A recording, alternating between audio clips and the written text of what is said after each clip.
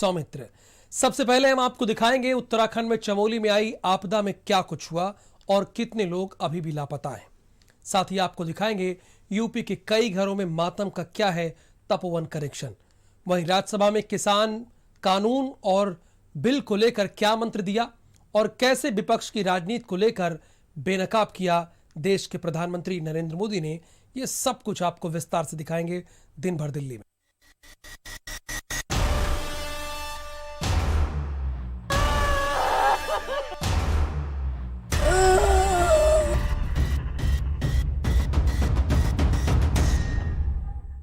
उत्तराखंड के चमोली जिले के जोशीमठ में ग्लेशियर टूटने के कारण आए एवेलांच से अलकनंदा और धौलीगंगा नदियों में भयंकर बाढ़ आ गया है। अचानक आए एवेलांच और बाढ़ से अब तक यहां पर 18 लोगों की जान गई है। वहीं 200 से अधिक लोग लापता चल रहे हैं, जिनके लिए रेस्क्यू अभियान चल रहा है।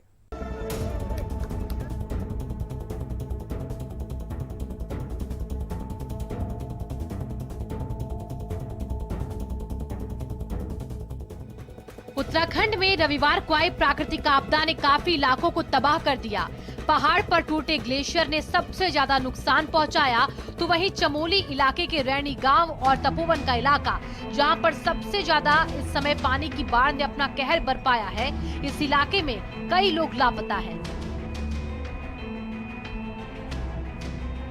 इस इलाके में अभी तक सबसे ज्यादा जानमाल की हानि भी हुई है। इसे देखते हुए प्रशासन लगातार रेस्क्यू अभियान चला रहा है और आपदा में फंसे हुए लोगों को बाहर निकाला जा रहा है।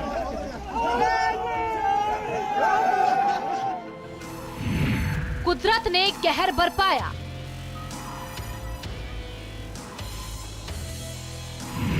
देवदूतों ने बचाई जान।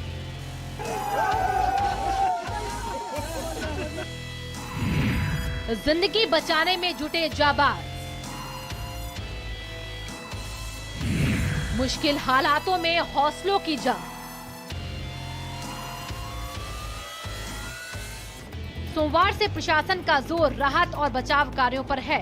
फंसे हुए लोगों को बाहर निकाला जा रहा है और तपोवन प्लांट के पास टनल में करीब 37 लोग फंसे हैं, जिन्हें निकालने के लिए युद्ध स्तर पर काम हो रहा। पुलिस के मुताबिक अभी तक 202 लोग लापता हैं और कुल 19 शव बरामद हुए हैं। बहुत बड़ी ट्रेजेडी इसको हम मानते हैं, इसलिए कि हमारे बहुत सारे लोग, बहुत सारे वर्कर्स मिसिंग हैं, कुछ डेड बॉडीज भी मिले हैं, तो हमारे लिए तो बहुत बड़ी ट्रेजेडी है। करीब 34 लोग फंसे हैं इस टनल में, तो उनको रेस्क्यू करना अभी प्रेजेंट चैलेंज है हमारा। सबसे इमीडिएट चैलेंज वही है कि हम इसको रेस्क्यू करें। 70 मीटर तक अंदर गए हैं टनल के, करीब 180 मीटर हमको और जाना है, तब जाकर करके हम एक बेंड पर आएंगे और उस बेंड के बाद शायद ये मलबा नहीं हो, तो हमारे जो लोग हैं वो उस बेंड के बाद होंगे, ये हम लोग का अनुमान है। अभी कम्युनिकेशन एस्टैब्लिश नहीं हुआ है, तो किस तरह से हम ये डिसिल्टिंग करें, किस तरह से मलबा और तेज़ी से निकालें, इसका हम लोगों ने डिस्कशन किया है अपने पदाधिकारियों के साथ। कल तक जो लोकल ग्रामीण की जो खबर थी वो 7 लोगों की थी, आज उसमें 4 लोगों का और खबर आई है। और एक जो सब्सिडरी एक कंपनी थी जिसमें 24-25 लोग थे जो तपोवन विष्णु घाट में काम कर रहे थे, तो उसकी भी कल तक जानकारी नहीं थी। तो कुल मिलाकर अब जो आंकड़ा है वो 203 क्रॉस किया है, जो आ रहा है आंकड़ा 203 के आसपास आ रहा है, और 4 बॉडी और रिकवर हुई हैं। तपोवन टनल के पास आईटीबीपी का रेस्क्यू ऑपरेशन भी जारी है। यहाँ पर अब स्पिनर डॉग की मदद ली जा रही है और सोमवार सुबह से ही उत्तराखंड में वायुसेना रेस्क्यू ऑपरेशन में जुटी है। यहाँ पर एमआई और चिनूक की ओर से लगातार काम किया जा रहा है। इसके अलावा देहरादून से भी जोशीमठ के लिए जवानों को भेजा गया।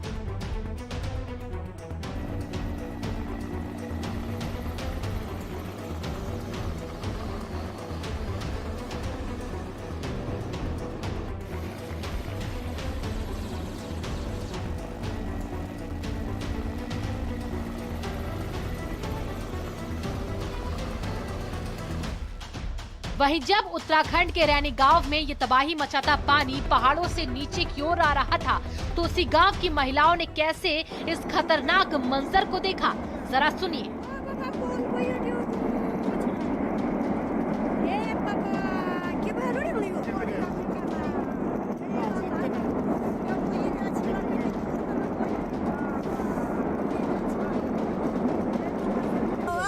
ऐसे 10 बजे तक हम नाश्ता खा रहा था और वहाँ ऐसे आवाज आया। उसके बाद हमारे लड़का लोग यहाँ से सारा चिल्लाना बैठ गया। वो आवाज वहाँ भी आया, वहाँ से सीधा यहाँ देख लो कि ना आया। वो ऐसे सारे हमारे जनपद जिनमें गाँव में कोई तो चला गया नंदी में, कोई हमारे चिल्लाना बैठ गया। सारी गाँव वाला लड़का लड़की बेटी बहुत सारे चिल्लाना।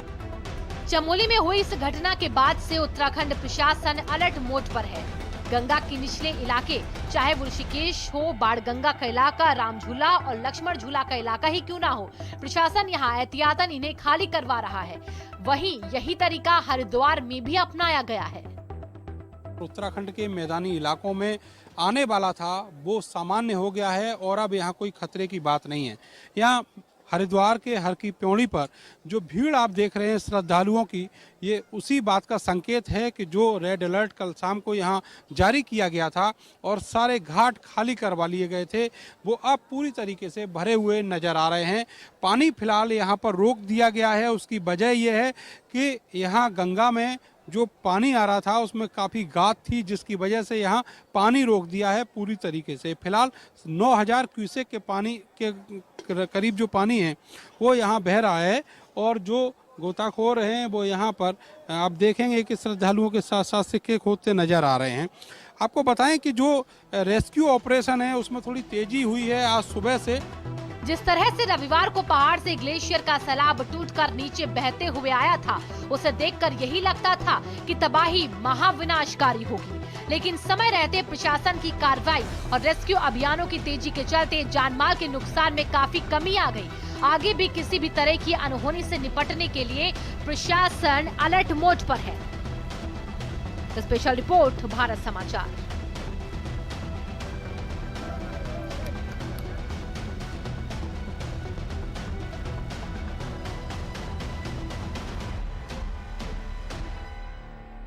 उत्तराखंड में आई आपदा में तपोवन में काम कर रहे सबसे ज्यादा मजदूर अगर किसी राज्य के लापता हुए हैं तो वो हमारे उत्तर प्रदेश के हैं। आइए आपको दिखाते हैं किस जिले से कितने मजदूर लापता हुए हैं।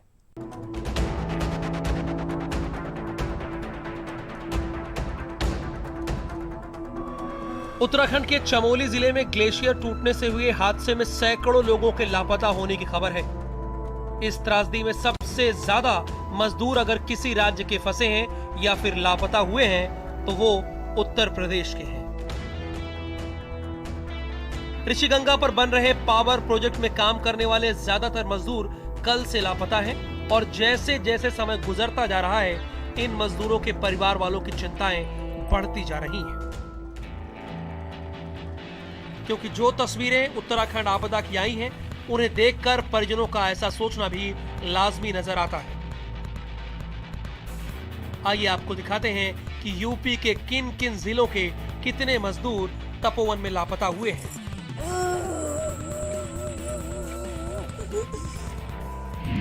लखीमपुर खीरी के 60 मजदूर गायब हुए थे। मेरठ के 10 मजदूर गायब हुए थे। श्रावस्ती के 5 मजदूर गायब हुए थे। सहारनपुर के 3 मजदूर गायब हुए थे। गोरखपुर के 3 मजदूर गायब हुए थे।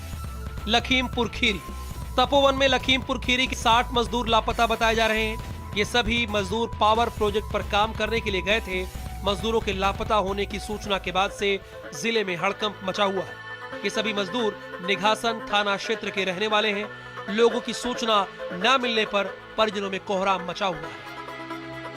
परिजन अपने लोगों के खोजने के लिए जिला प्रशासन से गुहार लगा रहे हैं। वहीं 2 मजदूरों के शव रेस्क्यू अभियान में मिल चुके हैं। प्रशासन आज जो भी कार्रवाई होगी वह देखा जाएगा। उसमें पहले पता चले कि वो लोग हैं वहाँ पे नहीं है। यहाँ के लोग गए हैं, यहाँ के लोग वहाँ जा चुके हैं, तो पवन पहुँचने वाले हैं। वहाँ जाके स्थिति मालूम करें कि यहाँ कैसे क्या है, क्या जानकारी मिलती है वहाँ पे। देखिए, अभी तक हम लोगों के पास 19 लोगों की लिस्टिंग हो चुकी है। बाकी जो अनुमान है कि अभी लगभग 11-12 लोग हो रहे हैं। अभी हम लोग जस्ट अगले 1 घंटे में सारी लिस्ट कंप्लीट कर लेंगे और इस लिस्ट को हम लोग राज्य सरकार से और चमोली जिला प्रशासन से इस लिस्ट को शेयर कर रहे हैं, जिससे कि इनके बारे में ट्रेस करके हम लोगों को जानकारी दी जा सके। जैसे ही आगे की जो भी बातें होंगी हम परिवार के लोगों से शेयर करेंगे। उत्तराखंड में आई त्रासदी के बाद लखीमपुर खीरी के 60 से ज़्यादा मजदूर लापता हैं। परिवार अनहोनी की आशंका जता रहे हैं। वहीं जिला प्रशासन ने इनसे संपर्क करने की कोशिश की है। जिला प्रशासन ने फिलहाल 30 लोगों की सूची बना ली है, जिसे शासन भेजा जाएगा और उसके बाद उत्तराखंड सरकार से संपर्क किया जाएगा। फिलहाल गांव में मातमी सन्नाटा है, महिलाओं और बच्चों की चीख है और लोग खासे परेशान हैं। लखीमपुर खीरी से शारिक खान, भारत समाचार। श्रावस्ती जिले के सिरसिया इलाके के मोतीपुर कला गांव के रनियापुर से 8 लोग उत्तराखंड के ऋषिगंगा प्रोजेक्ट में मजदूरी करने गए थे, लेकिन बीते रविवार आए पानी के सैलाब ने अपने साथ पूरा का पूरा प्रोजेक्ट बहा ले गया और इसके साथ ही वहां काम करने वाले इन 8 मजदूरों में से 5 मजदूर गायब। जिला गोरखपुर। उत्तराखंड त्रासदी में गोरखपुर के 3 लोग लापता हैं। गोरखपुर के सहजनवा के डोहरिया बाजार के बुढ़िया बारी के 22 वर्षीय नागेंद्र सिंह लापता हैं। गौरा खास के धनुषधारी सिंह लापता हैं। गौरा खास के वेद प्रकाश भी लापता हैं। घटना वहाँ साहब जो हुआ वो हम लोग न्यूज़ सुन के देखे, फोन लगाए, फोन लगाने से फोन नहीं लगता। हम तो साहब कल से सुबह से कर रहा है, 10:30 बजे से कर रहा, तब से कोई जानकारी मिली है? जानकारी साहब यही मिला, लोकल से पता किया, एक लड़के का नंबर आया, पता करने से मिला, तो यही बताया कि वो लोग बह गए। जिला सहारनपुर। उत्तराखंड के जोशीमठ में पावर प्लांट पर काम कर रहे मजदूरों में 3 मजदूर सहारनपुर अम्बेहटा के शामिल हैं, जिनका कल से कोई अता पता नहीं है। रिजवान, अब्दुल रहमान और माजिद, ये तीनों लड़के जोशीमठ पावर प्लांट पर काम कर रहे थे, लेकिन कल से इनका भी कुछ पता नहीं है। 4 तारीख को गए थे, कल से कोई भी पता नहीं आया उनका। जब से गए हुए कोई भी पता नहीं आया। कल से हमारे बच्चे भी इतने रो रहे, हम भी इतने रो रहे, कोई पता सता कुछ नहीं है उनका। 1 महीने से ज़्यादा हो गए काम करने के लिए गए थे वहाँ कंपनी में। अच्छा। फैक्ट्री में, और ये कुछ पता नहीं लग रहा है। ये हादसा जो है, इस हादसे में लापता है, मतलब कल से कोई पता नहीं लग रहा। क्या उम्मीद करते हैं सरकार से? जी बस यही उम्मीद करते हैं जी, मैं आ जाऊँ आपकी, बस और कुछ नहीं कर। कब से गए हुए थे लगातार? जी 1 महीना हुआ अभी। जी कल से कोई पता नहीं है, फोन फान कल से मिल नहीं रहा है। जो उनके साथ साथी रहते हैं जी ना उनका मिल रहा है जी, किसी का नहीं। फिर जी मतलब कुछ जानकारी मिली नहीं रही जी कल से उनका। उत्तराखंड के तपोवन इलाके में मजदूरी कर रहे मेरठ के 10 लोग लापता हैं, जिनकी तलाश की जा रही है। तो फिर मुझे पता नहीं, उन्होंने किसी ने मुझे बताया नहीं, पर ये बताया कि वहाँ पे बाढ़ आ गई है कि बहुत तगड़ी। कब बात हुई थी लास्ट टाइम? मेरी बात नहीं हुई उनसे बिल्कुल भी। बस मुझे पता चला तो बस मैं भागी फिर रही रात से। अरे मेरे यहीं घर के पास के ही हैं, 4 लोग तो यहीं के हैं। 4 लोग मेरे इधर के हैं, अमरोहा के। एक बंदा मेरा इधर रुड़की का है। तो क्या आपने उनके परिजनों का आपसे बात हुई? परिजन में बात हुई है भाई, जो मेरा है, मैं जो मेरे को पता है मैं भी उन्हें उतना ही बता सकता हूँ। उत्तराखंड में आई इस आपदा में अब तक 200 से ज्यादा लोगों के लापता होने की खबर है और जिनको बचाने के लिए लगातार तपोवन और उसके आसपास के इलाकों में रेस्क्यू अभियान चलाया जा रहा है। वहीं उत्तर प्रदेश के अलग अलग जिलों से लापता 80 से ज्यादा परिवार वालों की चिंताएं समय बीतने के साथ बढ़ रही हैं और परिवार वाले उम्मीद भरी नजरों से प्रदेश सरकार और उत्तराखंड सरकार की ओर देख रहे हैं कि कहीं से उनके अपनों की सलामती की खबर उन्हें मिल जाए। स्पेशल रिपोर्ट, भारत समाचार।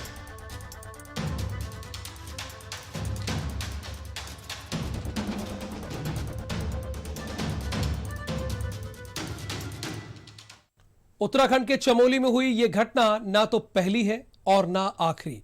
ऐसी कई आपदाएं आती रहती है और आने वाले समय में क्यों हिमालय पर बाढ़, भूस्खलन और भूकंप का खतरा बढ़ता जा रहा है, वो आपको अपनी इस रिपोर्ट के जरिए दिखाते हैं।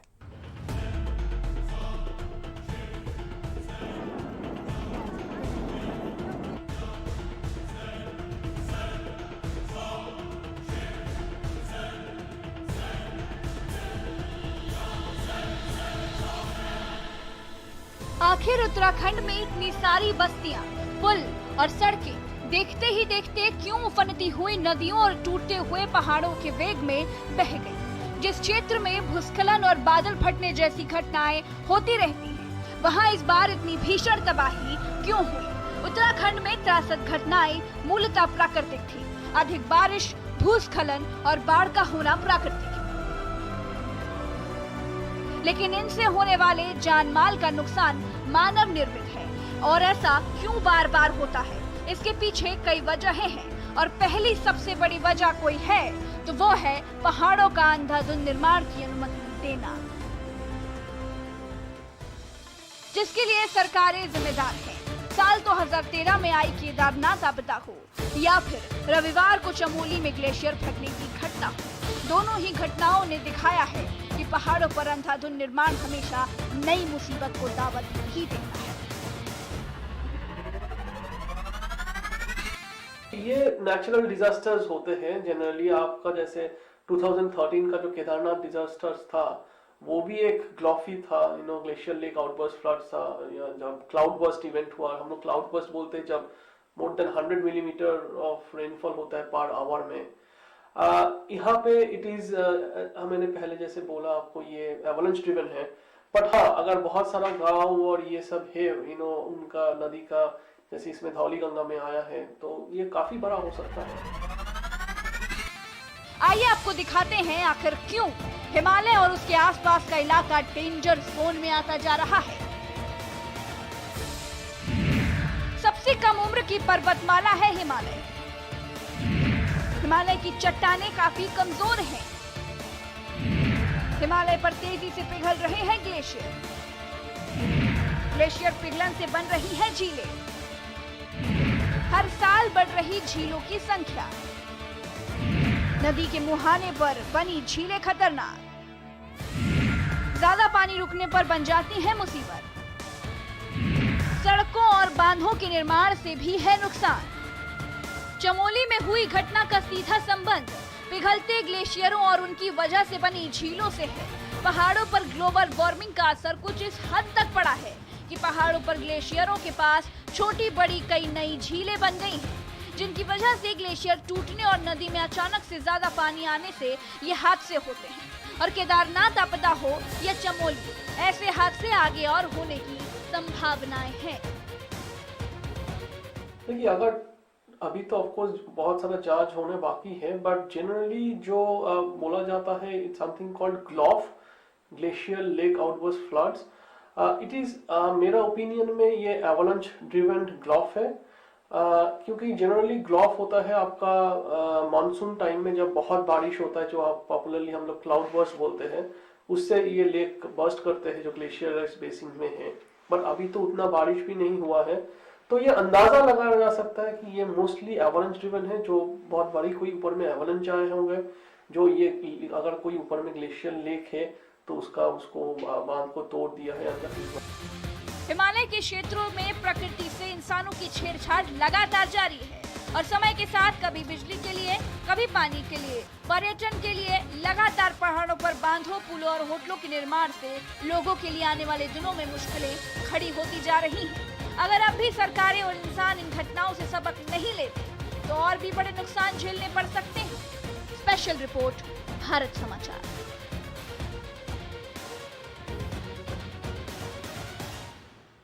राज्यसभा में प्रधानमंत्री मोदी ने किसान कानून को लेकर विपक्ष को जमकर लताड़ा, लेकिन साथ ही आंदोलनकारी किसानों से आंदोलन खत्म करने की अपील भी उन्होंने की।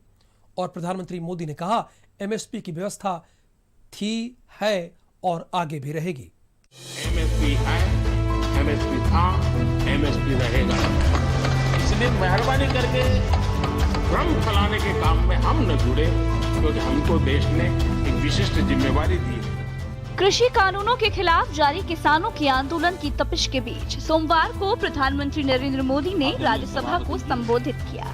अपने संबोधन में पीएम नरेंद्र मोदी ने विपक्ष को जमकर घेरा, लेकिन साथ ही आंदोलनकारी किसानों से आंदोलन खत्म करने की अपील भी की। मैं देख रहा हूं कि पिछले कुछ समय से इस देश में एक नई जमात पैदा हुई है, एक नई बिरादरी सामने आई है, और वो है आंदोलन जीवी। ये जमात आप देखोगे, वकीलों का आंदोलन है वो न वहां नजर आएंगे, स्टूडेंट का आंदोलन है वो वहां नजर आएंगे, मजदूर का आंदोलन है वो वहां नजर आएंगे, कभी पर्दे के पीछे कभी पर्दे के आगे। एक पूरी टोली है जी जो आंदोलन जीवी है, वो आंदोलन के बिना जी नहीं सकते हैं और आंदोलन से जीने के लिए रास्ते खोजते रहते हैं।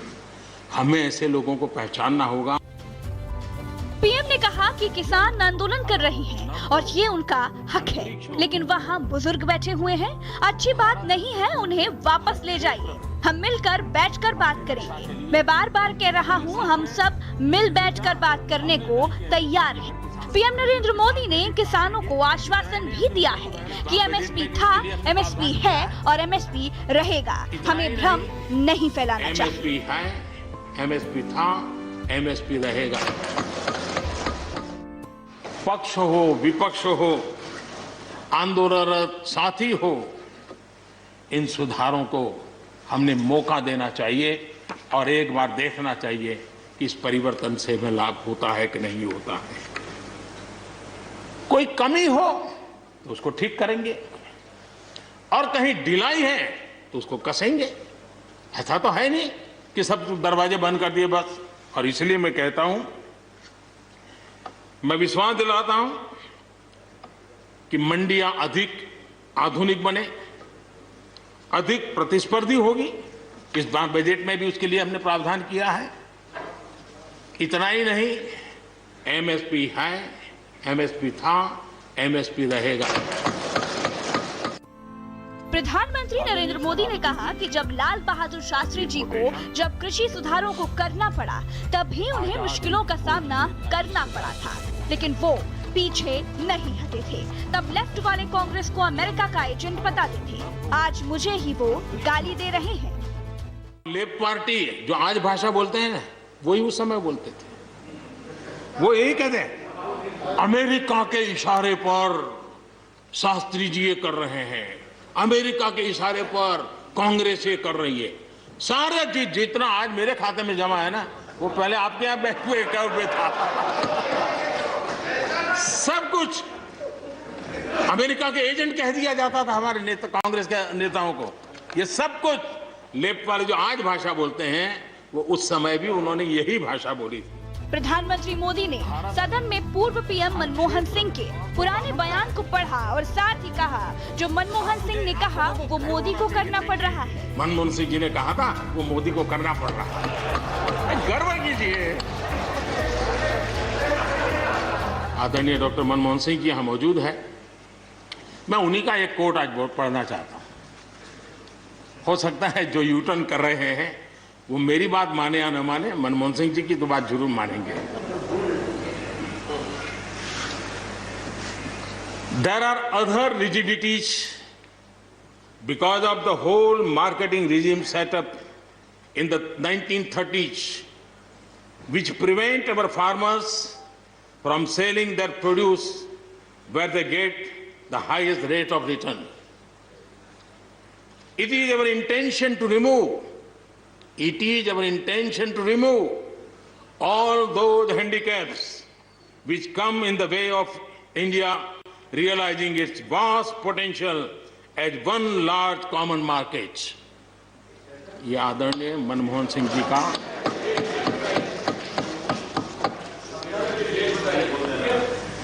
आदरणीय मनमोहन सिंह जी ने किसान को उपज बेचने की आजादी दिलाने, भारत को एक कृषि बाजार दिलाने के संबंध में अपना इरादा व्यक्त किया था और वो काम हम कर रहे हैं। और मुझे आप लोगों को गर्व होना चाहिए कि देखिए, मनमोहन सिंह जी ने कहा था वो मोदी को करना पड़ रहा है। गर्व कीजिए। पीएम मोदी ने इसके साथ ही कृषि कानूनों के समर्थन में छोटे किसानों की बात कही और कहा, देश में 33% किसानों के पास 2 से 4 बीघे ही जमीन है और ऐसे छोटे किसानों की मदद करना चौधरी चरण सिंह का सपना था, जिसे पूरा करना हमारा फर्ज है। अच्छे सुझावों को स्वीकार किया, यही तो लोकतंत्र की परंपरा है। ऐसे किसान जिनके पास 1 हेक्टेयर से भी कम जमीन होती है, 1971 में वे 51% थे, आज 68% हो चुके हैं। एसिडिटी, गैस, खट्टी डकार, पेट फूलना और कब्ज, ऐसे में मेरी सलाह है आयुर्वेदिक मुल्तानी पश्मीना। ये पेट की सभी समस्याओं में पूरी तरह आराम देता है और पाचन शक्ति बढ़ाता है। मुल्तानी पश्मीना, पाचन एक्सपर्ट। आपके घर के खाने में रेस्टोरेंट जैसा स्वाद ले आए MDI